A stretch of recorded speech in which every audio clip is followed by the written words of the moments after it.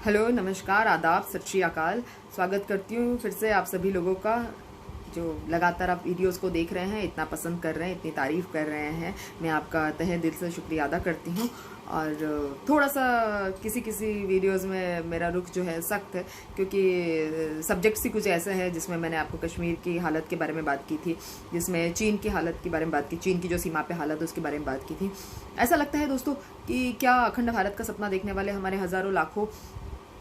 क्रांतिकारी स्वतंत्रता सेनानी जो देश के लिए शहीद हो गए, उनकी शहादत व्यर्थ हो गई, ऐसा लगता है। क्योंकि जो कश्मीर की हालत है, जो कोरोना के समय हमारे मजदूरों की हालत थी, और जो भी सीमा पे हमारे सैनिकों की हालत हो रही है, और जिस तरह से पूरा अयोध्या के मामले में अनेकों चित्र देखने को मिल रहे हैं, और दुनिया भर की अभद्र घोषणाएं जो ईद के समय पे हो रही है, तो ये सब देखते हो तो यही लगता है कि शायद स्वतंत्र भारत का सपना देखने वाले, अखंड भारत का सपना देखने वाले हमारे क्रांतिकारी स्वतंत्रता सेनानी जो है, वो उनकी शहादत तो एक तरह से व्यर्थ ही हो गई। क्योंकि देश में लोकतांत्रिक व्यवस्था नज़र नहीं आ रही, लोकतंत्र के मूल्यों को जो है समझा नहीं जा रहा है, और उसका अनुकरण नहीं किया जा रहा है लोकतंत्र के मूल्यों का। आज मैं आपको बताऊंगी कि कैसे डॉक्टर कफील जो है वो ना तो आरटीआई एक्टिविस्ट थे, और ना ही कोई विसल ब्लोअर थे, ना ही कोई सोशल वर्कर थे, और ना ही कोई नेता थे, ना ही विपक्ष में थे। फिर भी उनके साथ में किस तरह से back to back series of misfortunes उनके साथ में हुए, और एक सीरीज ऑफ मिसफॉर्च्यून्स के चलते जो है उनको अपनी जॉब से हाथ धोना पड़ा। उनको जो है अपनी जिम्मेदारियों का वहन करते हुए उन्होंने जो भी मदद की थी बच्चों की, मरीज़ बच्चे जो थे, क्योंकि वो एक चाइल्ड स्पेशलिस्ट है, तो क्या हालत उनकी हुई है। और आज प्रेजेंट सिनारियो में भी वो एनएसए के तहत, जो नेशनल सिक्योरिटी एक्ट है, उसके तहत जो है इंदिरा गांधी सरकार में 1980 में बनाया गया था, उसके तहत वो जो है एक लंबे समय तक जेल के अंदर है। और अभी भी जो 5 तारीख को उनकी हियरिंग्स थी, वो कोर्ट ने जो किसी वजह से कोर्ट सैनिटाइज हो रहा है इस मामले, ऐसा कहते हुए इस मामले को जो है, जो हियरिंग होने वाली थी उनकी, वो टाल दी है। जो परसों उनकी हियरिंग होने वाली थी वो कोर्ट ने आगे बढ़ा दी है। और जबकि मामला सोशल मीडिया पे काफ़ी गरमाया हुआ है, और लोग उनको सपोर्ट भी कर रहे हैं। ऑल इंडिया मेडिकल एसोसिएशन का भी उनको काफ़ी अच्छा सपोर्ट मिल रहा है, और इलाहाबाद की हाई कोर्ट ने भी उनके बारे में जो भी क्लीन चिट दे दी थी बहुत समय पहले, जो भी 4-5 उनके ऊपर जो भी चार्जशीट में उनके ऊपर इल्ज़ाम लगाए थे, वो इलाहाबाद हाई कोर्ट ने भी उनको क्लीन चिट दे दी थी। उसके बावजूद भी उन्हें कहीं कम्युनल राइट फैलाने के मामले में, या कह सकते कम्युनल हार्मनी को डिस्टर्बेंस करने के मामले में, या उनको एक जो है करप्शन के मामले में, या उनको एक सरकार के विरुद्ध एक एंटी गवर्नमेंट बनने के मामले में, उनको किसी न किसी वजह से उनकी जो बेल ऑर्डर मिलने के बाद भी उन्हें लगातार जेल में डाला गया, लगातार उन पे कोई ना कोई चार्जेस लगाए गए, और लगातार उन पे पुलिस ने चार्जशीट तैयार की, और आज भी वो जेल के अंदर ही है, और एक अनिश्चित काल के लिए वो जेल के अंदर है। तो ये बात है। और इसके पहले मैं आपको डॉक्टर कपिल की स्टोरी बताना शुरू करूं, मैं आपको बताना चाहती हूँ कि जो कश्मीर के मुद्दे पे मैंने आपको पिछले कुछ वीडियोस में कश्मीर के हालात बताए थे, काफ़ी लंबी स्टोरी हो गई थी, तो उसमें अमेरिका की तरफ से भी जो है, अमेरिका की जो विदेश संसदीय समिति है, उसने भी जो है आपत्ति जताई है कश्मीर की हालत को लेकर। उन्होंने भारत को बताया है कि भारत प्लीज़ जो है लोकतंत्र के मूल्यों को समझे, और कश्मीर की ऐसी हालत 1 साल के बाद भी ठीक नहीं हुई है, तो उस पर सवाल के जवाब मांगे हैं उन्होंने। हमारे देश के विदेश मंत्री जो है एस जे शंकर से उन्होंने सवाल के जवाब मांगे हैं। चाइना ने भी, अभी तो हमारे चाइना से हालात ठीक नहीं चल रहे, लेकिन चाइना भी इससे 6 महीने पहले जो है, 7 महीने पहले चाइना जो है आपत्ति बता चुका है कश्मीर के मामले में। उसी तरह से जो है मिडिल ईस्ट से भी जो है 370 का हटाया जाना कश्मीर से गैर कानूनी बताया गया है मिडिल ईस्ट की तरफ से भी। वैसे ही संयुक्त राष्ट्र संघ और यूरोपियन यूनियन की तरफ से भी 370 कश्मीर से हटाया जाना और कश्मीर को एक विशेष प्रदेश का दर्जा ना देते हुए यूनियन टेरिटरी बना के केंद्र सरकार जो है उसको अपने हिसाब से चला रही है। और इस तरह से इमरजेंसी के हालात है कश्मीर में, इन सब चीज़ों को देखते हुए जो है हमारे देश की काफ़ी निंदा और आलोचना की जा रही है दूसरे देशों के द्वारा, और दूसरे संवैधानिक और दूसरे देशों की जो भी संघ है, जो देशों के बीच में इस तरह के जो संविधान और लोकतंत्र को बनाए रखने की जिन्होंने जिम्मेदारी ली, इस तरह की संस्थाएं जो है काफ़ी आपत्ति बता रही है। और क्योंकि इनका एक काम भी है एक तरह से, क्योंकि अमेरिकन गवर्नमेंट है और या चाइना में गवर्नमेंट है या मिडिल ईस्ट में गवर्नमेंट है, इन लोगों को अगली सरकार में भी अच्छे रिलेशन बना के रखना है। तो इस तरह से इन लोगों को जो है कोशिश करनी पड़ती है कि वो सरकार पे, अभी जो हमारे देश की करंट सरकार है उससे भी सवाल जवाब करते रहे। और एक अमेरिका की तरफ से आदेश जारी हुआ है कि कश्मीर की हालत को जल्द से जल्द ठीक किया जाए, जिसकी रिस्पांस में भारत सरकार ऐसा कहती हुई प्रतीत होती है कि कश्मीर के हालात ठीक है। कश्मीर के हालात भारत सरकार को देख के, केंद्र सरकार को छोड़ के बाकी सारे भारतवासियों को, विदेशियों को, विदेशी संस्थाओं को और विदेशी सरकारों को भी कश्मीर की हालत काफ़ी आपत्तिजनक और बेजार लग रही है। लेकिन of course main stream media जो है इससे काफ़ी कोसों दूर है और सरकार को तो ये नज़र ही नहीं आ रही, पता नहीं क्यों। खैर, लोग अनजान बने रहेंगे, बनते तो बने रहेंगे। कुछ अंधभक्त भी है, जो मैंने आपको बताया था पहले कि जो गोबर खाते हैं और जो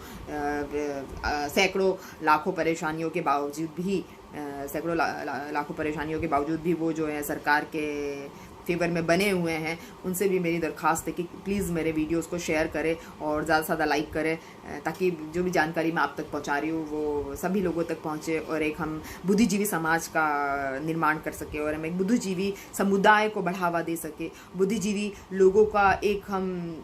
जो है हम पावर ऑफ नॉलेज का यूज़ कर सके, जो बिकॉज़ ऐसा समझा जाता है कि नॉलेज की जो पावर होती है वो सबसे ज़्यादा बेस्ट पावर होती है, सबसे ज़्यादा सुप्रीम पावर होती है। तो हम लोग नॉलेज की पावर का इस्तेमाल करेंगे, क्योंकि हम लोग कोई नेता नहीं है, हम लोग किसी सरकार में नहीं है, हमें MP MLA नहीं है। तो हम लोग आपस में नॉलेज ऑफ पावर का इस्तेमाल करके हम लोग आगे बढ़ सकते हैं और हमारे देश में जागरूकता फैला सकते हैं। हमारे सैकड़ों भाई बहन, हमारे हज़ारों भाई बहन जो मुसीबत के समय में है, कोरोना के चलते, कश्मीरी आपत्तियों के चलते या माइनॉरिटीज़ कम्युनिटी, हम उनका दिलासा दें, उनका साथ दें। मैंने सुना है राजस्थान में एक मुस्लिम परिवार के 250 सदस्य, एक मुस्लिम कुनबे के कहा जाए तो 250 सदस्यों ने हिंदू धर्म अपना लिया, क्योंकि उनका मानना है कि पहले वो हिंदू ही थे और क्योंकि हिंदू में काफ़ी ऊंच नीच का जो है चलन चलता है हिंदू समाज में, तो उन्होंने जो है हिंदू समाज से जो है अपने आप को मुस्लिम में कन्वर्ट कर लिया था। लेकिन क्योंकि हमारे देश की इस तरह की विपत्तिजनक जो है घोषणाएं, उद्घोषणाएं और रवैया जो सरकार माइनॉरिटीज़ कम्युनिटी को की तरफ रख रही है, तो वो दोबारा से जो है हिंदू कन्वर्ट हो गए हैं, जो ठीक है, खुशी की बात है। ये तो हमारे सेकुलर स्टेट में हर किसी को अपना अपना धर्म चुनने का अधिकार है, जो उन्होंने भी किया। ये जैसे एक छोटी सी न्यूज़ थी। मैं डॉक्टर कपिल की कहानी पे आती हूँ। डॉक्टर कपिल जो है वो गोरखपुर के BRD हॉस्पिटल में जो है डॉक्टर थे, चाइल्ड स्पेशलिस्ट डॉक्टर थे, जो डिपार्टमेंट हेड थे। उनके अंडर में 16 नर्सेज और काफ़ी जूनियर डॉक्टर्स, 10 जूनियर डॉक्टर्स कुछ काम करते थे। और एक दिन ऐसा होता है कि हॉस्पिटल्स के अलार्म्स बजने लगते हैं और ऑक्सीजन सिलेंडर्स जो है हॉस्पिटल्स के वो ख़त्म हो जाते हैं। ऑक्सीजन पाइपलाइन में जो ऑक्सीजन आना बंद हो जाती है, क्योंकि ऐसा बताया जाता है कि वहाँ की योगी सरकार ने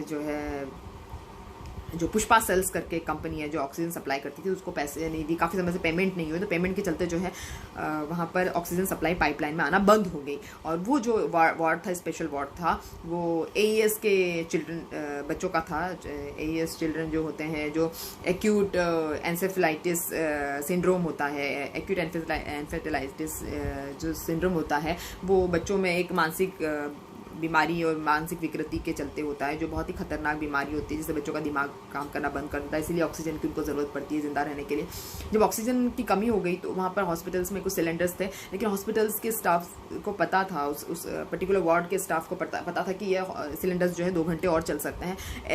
ऐसे में जो डॉक्टर कपिल है, उन्होंने कुछ 500 से ज़्यादा सिलेंडर्स का अरेंजमेंट अपनी पॉकेट से किया। डॉक्टर कपिल और नर्सेज ने अपनी पॉकेट से 500 सिलेंडर्स का अरेंजमेंट किया। उस दिन भी, जिस दिन ऑक्सीजन की कमी हुई थी, वो रात का समय था और डॉक्टर कपिल जो है एक मिलिट्री टेम्पो हायर करके, जो अपने खुद के पैसों से उन्होंने हायर किया, अपने कार का इस्तेमाल किया, और उन्होंने अपने दोस्त की प्राइवेट हॉस्पिटल से उन्होंने कुछ 4 सिलेंडर्स का अरेंजमेंट किया ऑन द सेम टाइम। और उन्होंने जो है एक नेक काम किया, और वो डॉक्टर होते हुए अपने कर्तव्यों का पालन कर रहे थे। उन्होंने बिल्कुल भी नेग्लिजेंसी नहीं दिखाई, और he was very very very alert. और उन्होंने करीब करीब 250-300 बच्चों की जान बचाई, लेकिन वो 27 बच्चों की जान नहीं बचा सके। 27 बच्चे जो है वो इस सब भाग दौड़ के चलते और ऑक्सीजन ख़त्म होने की वजह से जो है उनकी मृत्यु हो गई, और अनटाइमली मृत्यु हो गई कहें तो। और डॉक्टर कपिल जो है डॉक्टर कपिल जो थे वो काफ़ी हद तक मतलब वो आउट ऑफ द वे जाके वो हेल्प कर रहे थे, जो सारे बच्चे थे उनकी ऑक्सीजन की सप्लाई की पूर्ति कर रहे थे। लेकिन इसी बीच जो है योगी सरकार को उनका रवैया समझ में नहीं आया, पसंद नहीं आया। और ऐसा भी कहा जाता है कि सीएम ने खुद उनसे बात की कॉल पे, और उनसे कहा कि तू क्या ऑक्सीजन सिलेंडर प्रोवाइड करके क्या रातों रात हीरो बन जाएगा, देखता हूँ तुझे मैं। इस तरह से जो है उन्होंने बात की। ऐसा होने के बाद में मतलब डॉक्टर कफिल जो है उन पे 2 सितंबर 2017 को उनके ऊपर जो है FIR लगा दी गई, उन पे FIR दायर हो गई, जिसमें उनको करप्शन के चार्जेस लगाए गए उनके ऊपर, और नेग्लिजेंसी के चार्जेस लगाए गए, अपनी ड्यूटीज़ को प्रॉपर्ली नहीं निभाने के चार्जेस उनके ऊपर लगाए गए। और उसके बाद में उनको जो है अरेस्ट कर लिया गया। लेकिन फिर उनको अरेस्ट करने के बाद में बेल दे दी गई, उनको कुछ दिनों के बाद में बेल दे दी गई। और ऐसा बताया जाता है कि सरकार ने डॉक्टर कफिल खान को एक स्केप गोट बना लिया गया। अपने लापरवाही और अपनी गलतियों को छुपाने के लिए डॉक्टर कफिल खान को जो है स्केप गोट बनाया गया, और डॉक्टर कफिल खान पे तरह तरह के आरोप लगाए गए। 2017 से पहले डॉक्टर कफिल खान को कोई भी नहीं जानता था, और फिर वो ऐसे ही बने रहे, जो अपनी ड्यूटीज़ को उन्होंने रिज्यूम करने की सोची। लेकिन फिर ऐसा हुआ कि डॉक्टर कफिल खान जो एक बहुत अच्छे डॉक्टर थे, और बहुत अच्छी तरीके से वो जो इलाज करते थे, और फिर उन्होंने कुछ पत्रकारों के साथ मिलकर शायद सरकार से कुछ सवाल पूछे या जो भी हुआ, उसके बाद में उनको दोबारा से अरेस्ट कर लिया गया। वो बताते हैं कि 2 सितंबर 2018 की बात है, उनको उनके घर से उठा लिया गया, और 17 की बात है, सॉरी 2 सितंबर 2017 की बात है, उनको उनके घर से उठा लिया गया था, और दोबारा से, और वो नमाज का दिन था, बकरा ईद का दिन था, और उनको नमाज भी नहीं पढ़ने दी, उनके जगह से उठा लिया गया। और फिर उन पर एक पुलिस ने एक लंबी चौड़ी चार्जशीट बनाई। पहले उनको गेस्ट हाउस में रखा गया, गेस्ट हाउस के बाद में फिर उनको जेल में शिफ्ट कर दिया गया, तो 6 महीने के लिए उनको जेल की गई इसमें। और नवंबर 2017 में जो है उनको शायद एक लंबी चौड़ी लिस्ट के चलते फिर उनको 3 महीने का एक्सटेंशन किया गया, 2.5 से 3 महीने का एक्सटेंशन। 10 अप्रैल 2018 में, मतलब करीब करीब 6 महीने बाद में, इंडियन मेडिकल एसोसिएशन उनके साथ में आया और बताया कि डॉक्टर कफिल की कोई गलती नहीं है। डॉक्टर कफिल जो है काफ़ी जिम्मेदार डॉक्टर है, और उन्होंने आउट ऑफ द वे जाके हेल्प की, ऑक्सीजन सिलेंडर्स मंगवाए उनके दोस्त की क्लिनिक से 4, और 500 ऑक्सीजन सिलेंडर्स जो है उन्होंने अपनी पॉकेट से मंगवाए, अपनी कार का इस्तेमाल किया। और काफ़ी बार उन्होंने मरीज़ों के, मतलब जो बच्चे थे जो AES के शिकार थे, एक्यूट एन्फेसिलाइटिस और सिंड्रोम के जो बच्चे थे, जो बीमार मानसिक रोगी थे, उन बच्चों की मदद की उन्होंने आउट ऑफ द वे जाके। उन बच्चों की मदद करने के लिए, उनके पेरेंट्स की मदद करने के लिए डॉक्टर कफिल ने जो है काफ़ी हद तक जो है अपनी नौकरी पर भी, मतलब अपनी नौकरी के आवर्स भी उन्होंने एक्सटेंड किए, और फिर भी जो है उनको सरकार ने नहीं बख्शा। मतलब आम आदमी की तो आप बात ही छोड़ दीजिए, अगर मतलब एक आम आदमी अगर सिस्टम को किसी भी तरह का चैलेंज भी देता है, सिस्टम के अगेंस्ट जाना तो दूर की बात है, अगर और एक्टिविस्ट की बात तो आप छोड़ ही दीजिए, एक आम आदमी भी अगर सिस्टम को किसी भी अपनी सिंसियरिटी से या अपनी ड्यूटी को प्रॉपरली करते हुए सिस्टम को चैलेंज करता है, तो आप देखिए हालात कितने बद से बदतर हो गए हैं कि उसको बेवजह की जेल काटनी पड़ रही है, बेवजह के चार्जेस का और एलिगेशंस का सामना करना पड़ रहा है। उसके बाद में ऐसा हुआ कि डॉक्टर कफील ने 18 अप्रैल 2018 को जेल से एक लंबा चौड़ा लेटर लिखा और बताया कि किस तरह से उस रात को वो सिर्फ AES के जो बच्चे थे, बीमार बच्चे थे, उनकी मदद ही करना चाह रहे थे ऑक्सीजन सिलेंडर से, इसीलिए उन्होंने अपने दोस्त के यहाँ से बुलवाए और भी उन्होंने अलग से ऑक्सीजन सिलेंडर्स बुलवाए और किस तरह से वो अपना काम काफ़ी अच्छी तरह से कर रहे थे। ये सब देखते हुए और फिर उनके जो भी कोर्ट में हियरिंग्स के बाद में 25 अप्रैल 2018 को उनको रिहा कर दिया गया। लेकिन वो इतना डर चुके थे और उनकी नौकरी भी उनसे छीन ली गई, उनकी पोस्ट भी उनसे छीन ली गई और जो भी उनकी सैलरीज थी उनको नहीं दी गई। और देखा जाता है कि इसके बाद में लोग इतना ज़्यादा डर गए थे कि कोई उनके भाई के साथ भी बिज़नेस करने को तैयार नहीं था, क्योंकि एक तरह से ये पूरी मुहिम जो है ट्विटर पे और सोशल मीडियाज़ पे चलने लगी थी। 25 अप्रैल 2018 में जब वो बाहर आए तो उनके पास जॉब भी नहीं थी और वो किसी तरह से सक्षम नहीं थे, मतलब फाइनेंशियली अपनी फैमिली को चलाने के लिए। और उनके भाई के ऊपर भी एक जानलेवा हमला किया गया, कुछ बाइकर्स आए और उनके भाई के ऊपर जानलेवा हमला किया गया। हालांकि उनके भाई बच गए, लेकिन उनके भाई के साथ भी इस तरह की जो है अनहोनी जो कुछ गुंडों ने की। यह उत्तर प्रदेश की व्यवस्था और सरकार और पुलिस पूरा मैं आपको बता चुकी हूँ, विनय दुबे मामले में भी और भी बहुत सारे मामलों में मैं आपको बता चुकी हूँ कि किस तरह से जो है उत्तर प्रदेश में इस तरह के हालात जो है देखने को मिलते हैं। उसके बाद में एक बार जो है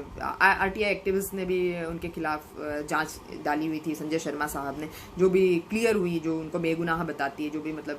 पूरी तरह से क्लीन चिट निकले उसमें भी वो। और उनको बताया गया कि वो जो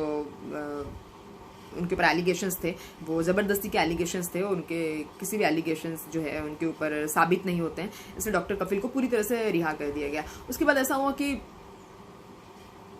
उनके पास पैसे वैसे नौकरी तो थी नहीं, फिर वो एक जगह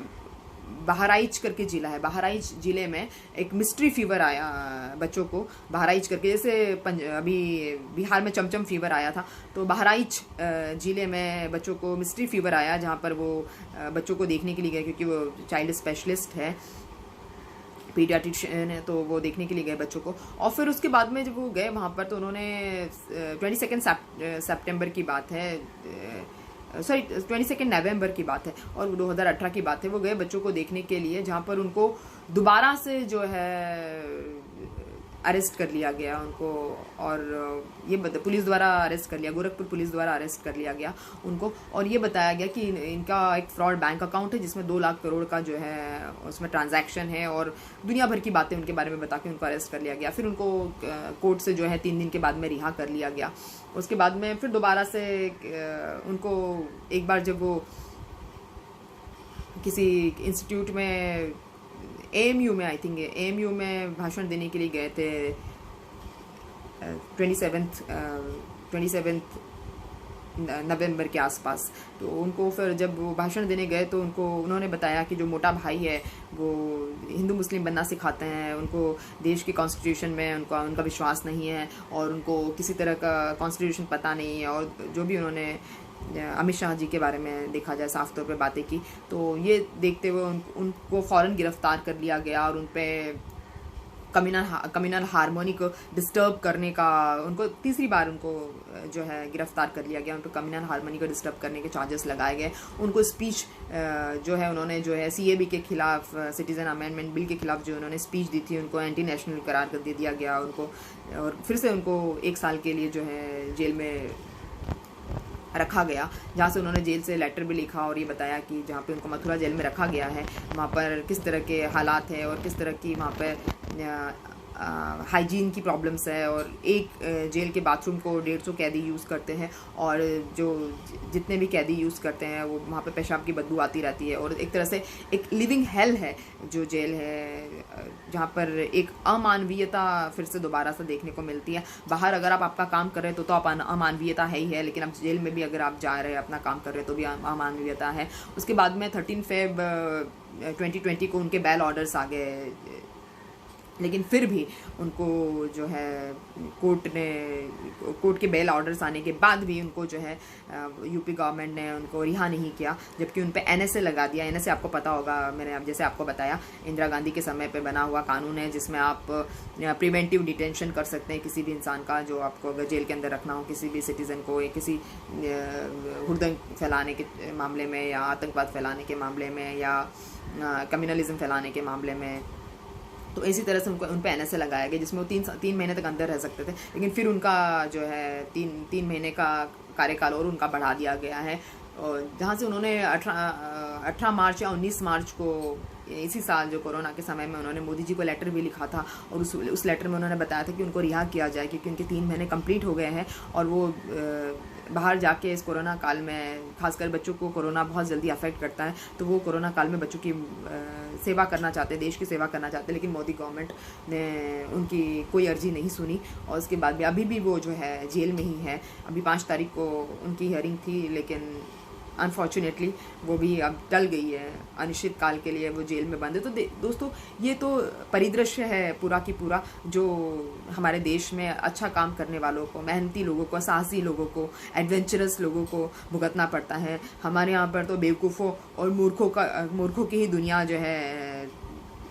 अप्रिशिएट की जाती है। मूर्ख और बेवकूफ़ आदमी जो है वो बहुत अच्छे से अपनी रोजी रोटी चला लेता है और जो भी अपना खाना खर्चा चला लेता है। लेकिन जहाँ पर आपने साहस दिखाया, जहाँ पर आपने आपका ज्ञान का पावर दिखाया, वहीं पर आप पर उल्टे एक्शंस शुरू हो जाते हैं। जो परिदृश्य मैंने आपको बताया वो दिल दहला देने वाला परिदृश्य है। आज डॉक्टर काफिर जो है वो जॉबलेस है, उनके परिवार को चलाने के लिए उनके पास पैसे नहीं है, जेल में बंद है, वो पूरी तरह से बैंकरप्ट है, रोड पर आ गए हैं। एक डॉक्टर होते हुए भी उनके साथ में इस तरह का सलूक सिर्फ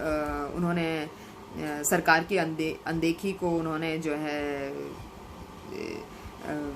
है टेक इट ईजी नहीं लिया, और उन्होंने सरकार की अनदेखी के बावजूद भी आउट ऑफ द वे जाके लोगों की जान बचाने की कोशिश की, जो पूरी तरह से सिस्टम को एक कहीं ना कहीं इनविजिबल, इनडायरेक्ट रूप से चैलेंज था, और जो योगी सरकार को समझ में नहीं आया। तो मैंने आपको पूरी कहानी बताई डॉक्टर कपिल खान की। और सॉरी, मैं कपिल और कपिल मिश्रा भी एक कार्टून है, उसके भी मैं थोड़ा कंफ्यूज हो गई। तो ये मैंने आपको बताया, आप समझिए और बुद्धिजीवी बनिए, थोड़ा पढ़ाई लिखाई किया कीजिए और अच्छी चीज़ों को सुनिए। मुझे लगता है टीवी देखना आपको टोटली बंद कर देना चाहिए, क्योंकि वहाँ पर जो भी है सरकार के नुमाइंदे, सरकार के साथ उलझे हुए, सरकार के साथ में सरकार के द्वारा रखे हुए जो है उनके नुमाइंदे वहाँ पे काम कर रहे हैं। वो आपका पूरी तरह से ब्रेन वॉश कर देंगे। देश में क्या हो रहा है, दुनिया में क्या हो रहा है, आपको पता नहीं चलने दिया जाता है, और आपको पूरी तरह से सच्चाई से बेखबर रखा जाता है। बजाय उसके आपको कोई ना कोई ऐसे मुद्दों में आपको नाचने कूदने वाला सीन, आपको जैसे आपको अभी दिखा रहे थे अयोध्या भूमि पूजन के समय परसों, उसी तरह की चीज़ों में आपको उलझा के रख दिया जाता है। या कभी राफेल के फ़ोटो आपको ढाएं आपको बिल्कुल इस तरह से आपको साउंड और पिक्चर्स इस तरह से आपको दिखा के आपको मेंटली हैमर किया जाता है कि आप सच्चाई को देखना पसंद ही नहीं करते हैं। सच्चाई से आप बहुत जल्दी बोर हो जाते हैं।